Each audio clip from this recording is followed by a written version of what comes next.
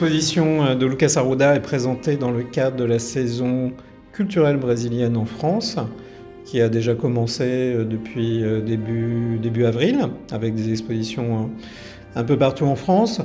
Lucas, pour parler de Lucas Arruda, c'est un artiste qui est déjà assez connu, mais qui n'avait jamais eu de grande exposition en fait monographique. C'est la première grande exposition monographique qui permet de découvrir son travail dans toute sa complexité, parce qu'on l'associe souvent à la création de peintures, de tableaux, mais il fait aussi des installations ou des vidéos.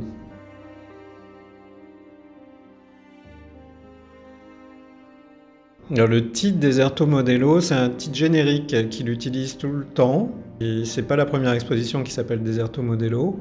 C'est l'idée en fait que c'est un process qu'il essaie de poursuivre, d'arriver à quelque chose, il ne sait pas quoi, mais et ce titre, c'est désert modelo, si on voulait traduire, ça serait plutôt pour moi archétype de désert, comme un concept de désert en fait.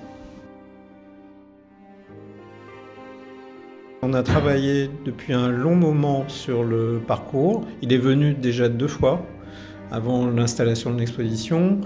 Et on avait pour certaines salles, pas le détail, parce que il y a des petits formats et qu'on a décidé des choses à la dernière minute sur place, mais les grandes installations avec une avancée vers ce qui est abstrait. Il y a une suite de salles où c'est des monochromes, et après on passe dans une salle presque immatérielle pour arriver à une vidéo qui est juste un jeu de lumière noir et blanc, bien qu'il y ait des figures dedans. C'était quelque chose qu'on avait dès le départ en fait, comme idée.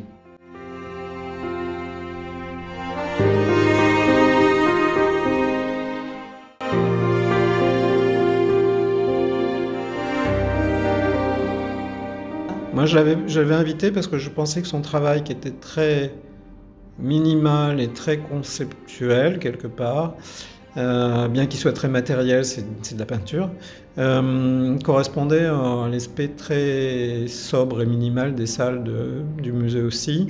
Et ce que je lui avais dit, c'est que dans un musée, on est libre de faire ce qu'on veut, et que par rapport à une galerie, parce qu'il fait souvent des expos dans des grandes galeries privées, et donc il y a l'idée de montrer beaucoup d'œuvres en fait, parce qu'on est dans un système, on est aussi là pour vendre des œuvres, bien que les expos étaient très belles.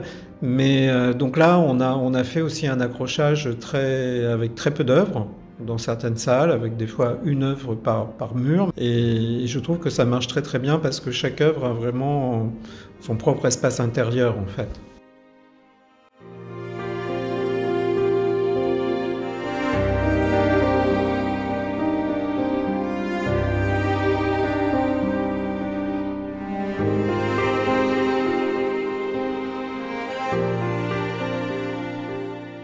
Donc c'est un vrai peintre, parce qu'il se coltine à la peinture, il met du temps à faire ses peintures, il travaille avec une technique très